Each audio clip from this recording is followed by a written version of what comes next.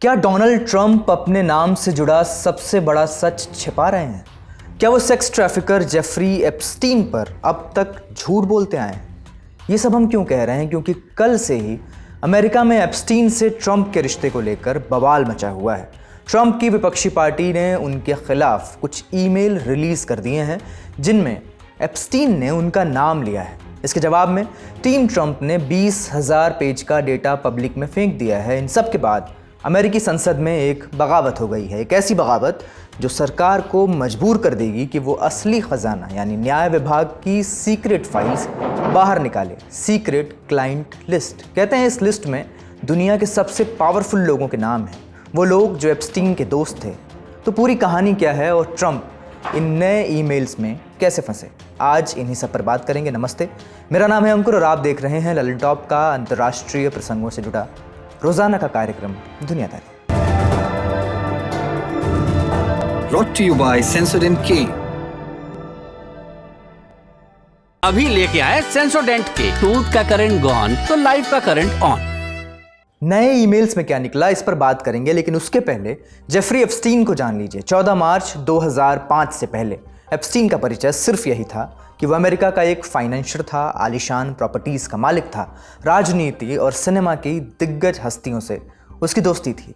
उसका बंगला पाम बीच नाम के एरिया में पड़ता था। पाम बीच अमेरिकी राज्य फ्लोरिडा के दक्षिण में पड़ता है। ये अमेरिका के सबसे पॉश इलाकों में से एक है। ट्रंप का भी एक घर यहाँ है, लेकिन 14 मार्च 2005 के बाद ये सब कुछ बदल गया। उस दिन पाम बीच इलाके की पुलिस के पास एक फ़ोन आया। एक महिला ने शिकायत दर्ज कराई। आरोप था कि पाम बीच के एक बंगले में उसकी 14 साल की बच्ची का यौन शोषण हुआ है। पुलिस ने पड़ताल की, जांच आगे बढ़ाई और पता चला कि 30 से ज़्यादा लड़कियों का नाम इस रैकेट में है। उनसे बयान लिए गए, एक पैटर्न का खुलासा हुआ। सारी की सारी पीड़िताएं यौन शोषण के समय नाबालिग थीं। वे मध्यम वर्गीय परिवार से ताल्लुक़ रखती थीं। उन्हें जेब खर्च के लिए एक्स्ट्रा पैसों की ज़रूरत थी। लड़कियों को जेफरी के बारे में कॉलेज में पता चला था, किसी दोस्त के ज़रिए। क्या पता चला था?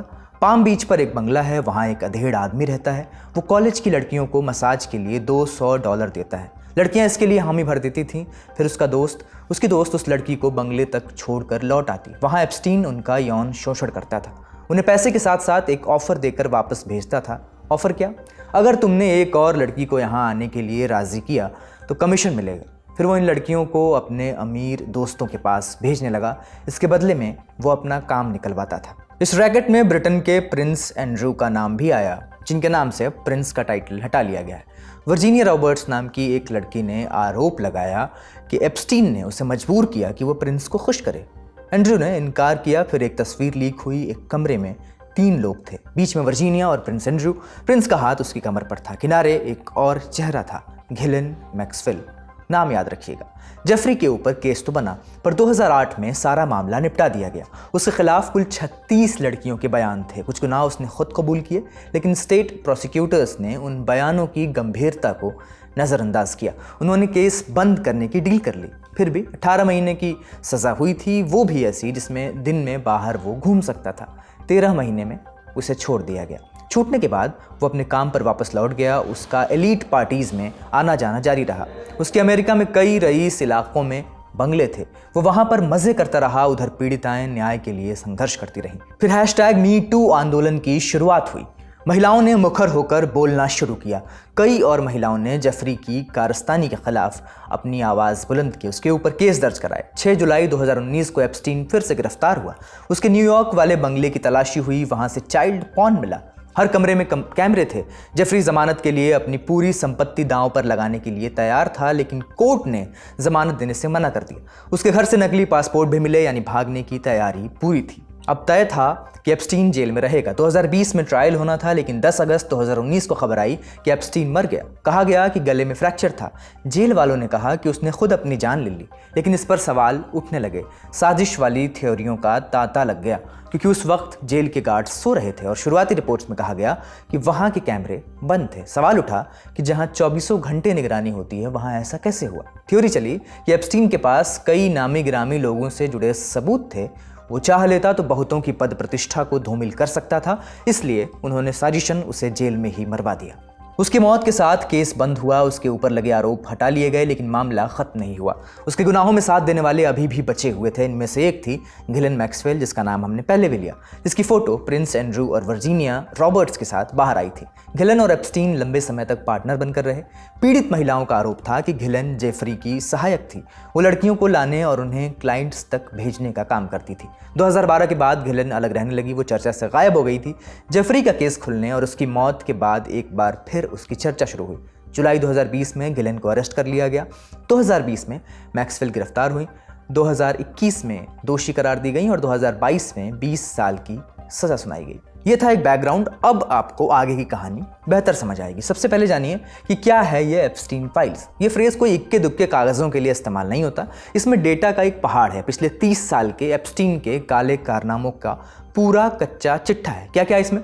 कोर्ट के दस्तावेज हैं, उसके प्राइवेट जेट की फ्लाइट लॉग्स हैं, उसकी बदनाम छोटी सी ब्लैक बुक है जिसमें हजारों बड़े बड़े लोगों के नंबर थे, उसका ईमेल है, उसका कैलेंडर है, उसके पैसों का पूरा हिसाब है।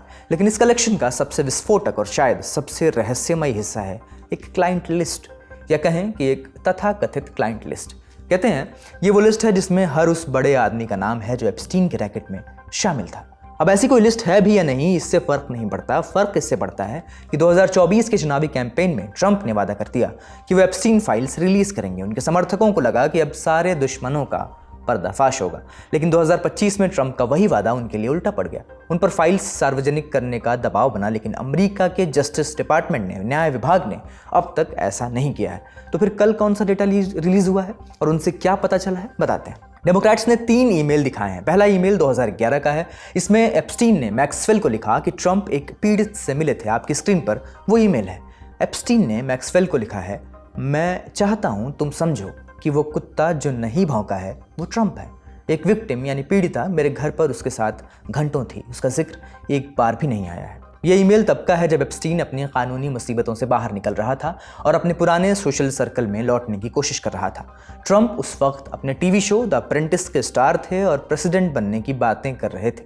दूसरा ईमेल 2015 का है। इसमें एप्स्टीन और माइकल वुल्फ की बातचीत है। वुल्फ अमेरिका के एक जाने माने पत्रकार हैं। ट्रंप की प्रेसिडेंसी पर उन्होंने 4 किताबें भी लिखी हैं। इस ईमेल में एप्स्टीन ने वुल्फ से सलाह ली है कि अगर ट्रंप से एप्स्टीन के साथ रिश्ते पर सवाल हुआ तो उन्हें क्या जवाब देना चाहिए। तस्वीर देखिए। वुल्फ ने एप्स्टीन को लिखा, मैंने सुना है CNN आज रात ट्रंप से तुम्हारे रिश्ते के बारे में पूछने का प्लान कर रहा है, शायद शो पर या बाद में। एप्स्टीन ने वुल्फ को जवाब दिया, अगर हम उसके लिए एक जवाब तैयार कर पाएं तो तुम्हारे हिसाब से वो क्या होना चाहिए। वुल्फ ने वापस लिखा, मुझे लगता है तुम्हें उसे खुद फंसने देना चाहिए। अगर वो कहता है कि वो कभी प्लेन या घर पर नहीं आया तो ये तुम्हारे लिए एक PR और पॉलिटिकल जीत होगी, या अगर तुम्हें लगता है कि वो जीत सकता है तो तुम उसे बचा सकते हो, इससे वो तुम्हारा कर्जदार बन जाएगा। हाँ, ये भी हो सकता है कि वो कह दे जेफरी तो बहुत अच्छा आदमी है और पॉलिटिकल करेक्टनेस का शिकार हुआ है। ये ईमेल 2016 के चुनावी कैंपेन के दौरान का है। उस रात ट्रंप से एप्स्टीन पर कोई सवाल नहीं पूछा गया। बाद में ट्रंप ये चुनाव जीत गए और पहली बार राष्ट्रपति बने। तीसरा ईमेल 2019 का है। तब ट्रंप का पहला कार्यकाल चल रहा था। इसमें एप्स्टीन ने वुल्फ को लिखा, ऑफ कोर्स ट्रंप लड़कियों के बारे में जानता था क्योंकि उसने गिलेन को रुकने के लिए कहा था। इसके अलावा कुछ और ईमेल्स भी बाहर आए हैं जिनसे पता चलता है कि एप्स्टीन ट्रंप की खबरों पर नजर रखता था। 2016 में वुल्फ ने एप्स्टीन को ट्रंप के खिलाफ बोलने के लिए उकसाया है। वुल्फ ने एप्स्टीन को लिखा है, ऐसा ईमेल में दिख रहा है, कि यही मौका हो सकता है, इस हफ्ते आगे आकर ट्रंप के बारे में बात करो, इससे तुम्हें बहुत सहानुभूति मिलेगी और उसे ख़त्म करने में, यानी ट्रंप को ख़त्म करने में मदद मिलेगी। क्या तुम इंटरेस्टेड हो? ये 2016 के इलेक्शन से ठीक पहले की बात है। इसके अलावा 2019 का एक और ईमेल है जिसमें पता चलता है कि एप्स्टीन का एक एडवाइज़र उसे ट्रंप के बारे में जानकारी देता था। उसने ट्रंप के लोन इनकम और कैश के बारे में 9 फाइंडिंग्स एप्स्टीन को भेजी थी, जैसे ट्रंप के पास सिर्फ 25 मिलियन या उससे कम कैश है। हालांकि ये साफ नहीं है कि एप्स्टीन ये जानकारी क्यों जमा कर रहा था। उसको ईमेल भेज रहा है कि डोनाल्ड ट्रंप तो ऐसा प्रिटेंड कर रहा है कि फुलान, उसका नाम ब्लॉक कर दिया, she is one of the victims, उसके साथ उसने तो मेरे घर में कई घंटे गुजारे, and that would be an underaged. So technically if he has had some kind of physical relationship तो it's a criminal act। देखिए, अमेरिका में अगर आप 18 साल 1 दिन है अगर आपकी उम्र, if you are 18 years and 1 day, And if you have sexual relations with somebody who is 17 years and 364 days, यानी आपसे 2 दिन कम, it is statutory rape. मतलब डिबेट ही नहीं है, it is automatically considered के रेप हो गया है because she is underage and you're over it.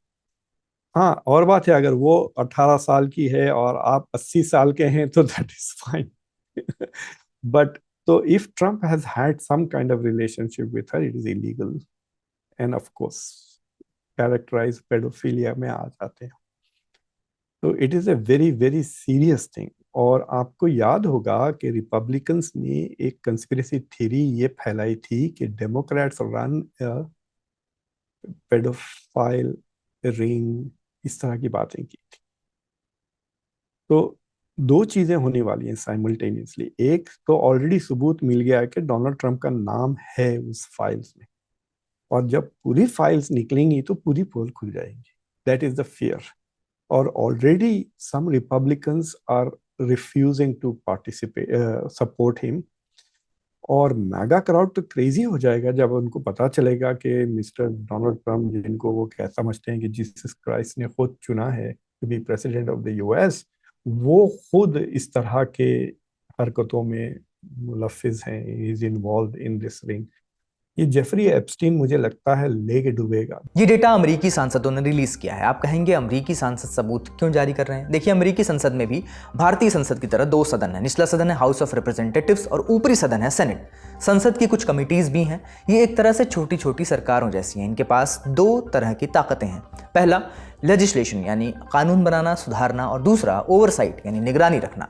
सारा खेल इसी ओवरसाइट का है. कमेटी के पास ये पावर है कि वो सरकारी काम पर नज़र रखे और किसी भी घोटाले या गड़बड़ी की जांच करे. इस ओवरसाइट पावर को लागू करने के लिए कमेटी के पास एक खतरनाक कानूनी हथियार है जिसे सबपीना कहते हैं. साल 1827 से ही सबपीना एक कानूनी हुक्म है. इसके तहत कमिटीज किसी भी आदमी या कागज़ के लिए बुलावा भेज सकती हैं. किसी भी आदमी को गवाही देने के लिए या कागजात जमा करने पर मजबूर कर सकती हैं. तो सदन की ओवरसाइट कमेटी ने पुलिस को नहीं, सीधा जेफरी एप्स्टीन के एस्टेट को सबपीना भेजा था, बुलावा भेजा था. एस्टेट मतलब वो लीगल कंपनी जो एप्स्टीन के मरने के बाद उसके पैसे, प्रॉपर्टी और कागजात को मैनेज करती है. एस्टेट को यह हुक्म मानना पड़ा. उसने 23,000 दस्तावेज कमेटी को सौंप दिए और ये वही फाइल्स हैं जिनमें से ट्रंप वाले ईमेल निकाले गए हैं. लेकिन ध्यान रहे कि ये पूरा का पूरा एप्स्टीन फाइल्स नहीं है, क्योंकि उसके 2 अलग अलग हिस्से हैं. पहला हिस्सा है स्टेट फाइल्स जो अभी ओवरसाइट कमेटी ने रिलीज़ किए हैं, और इसका दूसरा हिस्सा है डिपार्टमेंट ऑफ जस्टिस यानी न्याय विभाग और FBI की फाइल्स. ये सरकार की अपनी छानबीन के दस्तावेज हैं जो उन्होंने एप्स्टीन के खिलाफ केस में बनाई थी. अनुमान है कि इसमें 1 लाख से ज़्यादा फाइल्स हैं. पंगा यह है कि ट्रंप की अगुवाई वाली सरकार का न्याय विभाग उन दस्तावेजों को रिलीज करने से मना कर रहा है. लेकिन क्यों? इसके लिए उन्होंने इसी बरस जुलाई महीने में 3 वजहें दी थी. पहला, वो कहते हैं कि फाइल्स में पीड़ितों के बहुत सारे इमेज और वीडियोस हैं, इनमें से कई नाबालिग हैं, इसे रिलीज करना गैर कानूनी होगा. दूसरा, सीक्रेसी कानून. वे कहते हैं कि बहुत से मटीरियल पर कोर्ट ने सील लगा रखी है, हम इसे रिलीज नहीं कर सकते. तीसरा, उनका कहना है कि लिस्ट एक झूठ है. उनका कहना है कि हमने सब देख लिया, हमें कोई क्लाइंट लिस्ट नहीं मिली, हमें ऐसा कोई सबूत नहीं मिला जिससे किसी नए आदमी पर जांच शुरू हो सके. अब कमेटी के जिस धड़े ने फाइल्स रिलीज की हैं, उनके लीडर हैं रॉबर्ट गार्सिया, डेमोक्रेटिक पार्टी से आते हैं, ट्रंप की विपक्षी पार्टी. उनका कहना है कि ये एक बहुत बड़ा कवर अप है. बकौल गार्सिया, ट्रंप सरकार इन फाइल्स को छुपा रही है. क्यों? क्योंकि कथित तौर पर इन फाइल्स में खुद प्रेसिडेंट और उनके ताकतवर दोस्तों के खिलाफ सबूत हैं. डेमोक्रेट्स ने न्याय विभाग की फाइल्स के लिए भी सबपीना जारी किया है, लेकिन न्याय विभाग ने अब तक उसे पूरी तरह माना नहीं है. लेकिन डेमोक्रेट्स के इस हमले के कुछ ही घंटों बाद हाउस ओवरसाइट कमेटी के रिपब्लिकन धड़े ने अपना काउंटर अटैक भी लॉन्च कर दिया. उनके लीडर थे चेयरमैन जेम्स कोमर. उन्होंने एप्स्टीन एस्टेट के सभी 20,000 से ज़्यादा पेजेस एक साथ पब्लिक के लिए रिलीज़ कर दिए. जर्नलिस्ट और AI टूल्स ने तुरंत इस डेटा डंप को खंगालना शुरू कर दिया. शुरुआती जांच ने कंफर्म कर दिया कि रिपब्लिकन की चाल कामयाब रही. ज़्यादातर दस्तावेज बेकार निकले, जैसे कोर्ट की कार्रवाई के रिकॉर्ड्स थे, प्रेस क्लिपिंग्स थीं, एप्स्टीन पर लिखी जेम्स पैटरसन की किताब के स्कैन थे. AI सर्च में ट्रंप का नाम 1500 बार मिला, लेकिन ये भी भटकाने वाला था. ज़्यादातर नाम जो था वो न्यूज़ क्लिपिंग्स या सोशल मीडिया कैटलॉग में थे और जो ईमेल से अटैच नहीं थे. बहरहाल, ट्रंप टीम का इन सब पर क्या कहना है, रिएक्शंस भी देख लीजिए. ट्रंप ने ट्रुथ सोशल पर पोस्ट किया, कहा कि डेमोक्रेट्स हताश हो गए हैं और ये झूठ इसलिए फैला रहे हैं ताकि सरकारी शटडाउन की नाकामी से ध्यान भटका सकें। सिर्फ एक बहुत बुरा या बेवकूफ़ रिपब्लिकन ही इस जाल में फंसेगा। इसके अलावा white house press secretary Karoline Leavitt ने भी यही बात दोहराई है। उन्होंने मीडिया और डेमोक्रेट्स पर हमला बोला है, कहा है कि वो चुन चुन कर ईमेल लीक कर रहे हैं। लेविट ने यह भी बता दिया है कि पहले ईमेल में जिस पीड़ित का नाम छुपाया गया, जिसके लिए विक्टिम शब्द का इस्तेमाल किया गया, वो वर्जीनिया जोफ्रे हैं। वर्जीनिया की 2025 में मौत हो गई थी। लेविट ने तर्क दिया कि खुद जोफ्रे ने बार बार कहा था कि ट्रंप किसी भी गलत काम में शामिल नहीं थे और वो बहुत अच्छे से पेश आए। आपको बता दें कि 2016 में जोफ्रे से एक केस में पूछा गया था कि क्या ट्रंप ने एप्स्टीन के घर पर सेक्स अब्यूज़ देखा था। उन्होंने कहा था, मुझे नहीं लगता कि ट्रंप किसी भी चीज़ में शामिल थे। तो सवाल है कि अब आगे क्या? इसका जवाब है एक डिस्चार्ज पिटिशन। ये क्या होता है? अमेरिकी संसद के निचले सदन में स्पीकर यानी मेजॉरिटी पार्टी का लीडर, उसके पास लगभग टोटल कंट्रोल होता है। वही तय करता है कि किस बिल पर वोट होगा और किस बिल पर नहीं। लेकिन इस ताकत के खिलाफ काम करता है डिस्चार्ज पिटिशन। अगर कोई सांसद बिल लाए और स्पीकर उस पर वोट कराने से मना कर दे तो वो सांसद एक सीक्रेट पिटिशन घुमाना शुरू कर सकता है। अगर सभी सांसदों की मेजॉरिटी यानी 218 सांसदों ने उस पर साइन कर दिए तो स्पीकर की पावर खत्म हो जाती है। वो बिल जबरदस्ती सदन में वोटिंग के लिए आ जाता है। लीडरशिप देखती रह जाती है, कुछ नहीं कर पाती। एप्स्टीन से इसका क्या लेना देना है? दरअसल इस मामले में एप्स्टीन फाइल्स ट्रांसपेरेंसी एक्ट नाम से एक पिटीशन डाली गई है। यह बिल अमेरिका के न्याय विभाग को मजबूर कर देगा कि वो अपनी सारी इन्वेस्टिगेशन, सारी छानबीन की जो फाइल्स हैं उसे रिलीज करे। दिलचस्प ये है कि ये सिर्फ डेमोक्रेट्स का प्लॉट नहीं था, ये एक बाई पार्टीजन यानी दोनों पार्टियों की बगावत थी।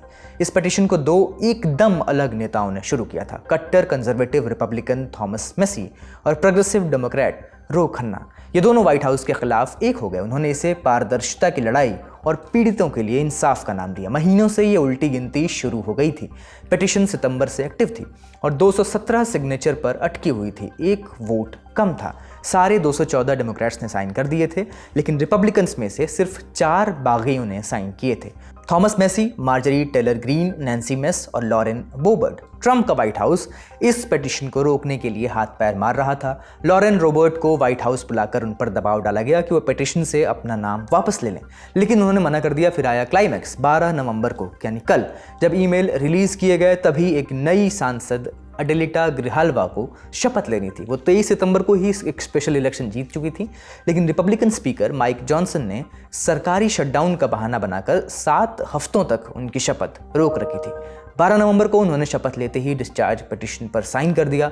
काउंट 218 हो गया। बगावत कामयाब हो गई थी। हाउस स्पीकर माइक जॉनसन अब मजबूर हैं, उन्हें वोट कराना ही पड़ेगा। तो मुझे लगता है कि अगर उसमें कोई ऐसी ईमेल निकल जाती है जिस काइंड ऑफ मतलब सबूत की जरूरत नहीं है कोर्ट की, पब्लिक ओपिनियन के लिए अगर सबूत मिल जाता है तो मुझे लगता है कि ना सिर्फ डोनाल्ड ट्रंप के लिए मुश्किलें पैदा हो जाएंगी, बल्कि many people in his administration जो छुपाने की कोशिश कर रहे हैं, जिसमें काश पटेल और उनकी जो बॉस है पैम बॉन्डी जो अटॉर्नी जनरल है, यानी इंडिया के comparable position would be minister of law, cabinet minister of law के लेवल पे है। लेकिन ये एग्जीक्यूटिव पोजीशन है, नॉट एन लेजिस्लेटिव पोजीशन नहीं। तो ये दोनों तो गए ही गए उसमें, but they will be also speaker की भी, और इसका डायरेक्ट असर जो है सो मिड टर्म इलेक्शन पे हो सकता है। और अगर मिड टर्म इलेक्शन में डोनाल्ड ट्रंप हार जाते हैं दोनों हाउसेस, तो फिर उनको तीसरी बार इम्पीच हो जाएंगे। तो वो जो लिस्ट खुलेगी उसमें जो बड़े बड़े लोग पहुंचे हैं, तो सवाल ये उठेगा कि तुम वहां क्यों गए उस आइलैंड पर, कि तुमको नहीं पता था? जेफरी सबको पता था कि Epstein was into young girls, why were you hanging out with him? क्योंकि जो अल्टीमेटली जो टकर कार्लसन जो कंजर्वेटिव है वो तो ये कह रहे हैं कि ये इजरायली मोसाद एजेंट था जो बड़े लोगों को लड़कियों के साथ फंसाकर उनके वीडियोस बनाकर उनको ब्लैकमेल करता था। दैट इज द थियरी ना, कि उसके पास वो पता है आपको, वो मैथ का टीचर था स्कूल में, फिर सडनली वो बिलियनर कैसा बन गया? दैट इज द क्वेश्चन कि इसके पास बिलियंस ऑफ डॉलर्स कैसा आ गए, खुद की आइलैंड कहां से आ गई? It is through blackmail. Johnson ने कहा है कि वो एप्स्टीन फाइल्स ट्रांसपेरेंसी एक्ट को अगले हफ्ते वोटिंग के लिए पेश करेंगे। तो इस कहानी को सस्पेंस के इसी मोड़ पर ख़त्म करते हैं। जब वोटिंग होगी तो पता चलेगा कि फाइल्स रिलीज़ की जाएंगी या नहीं। आज का दुनियादारी यहीं समाप्त होता है। अपना और अपनों का ख्याल रखिए। शुक्रिया, शुभ रात्रि।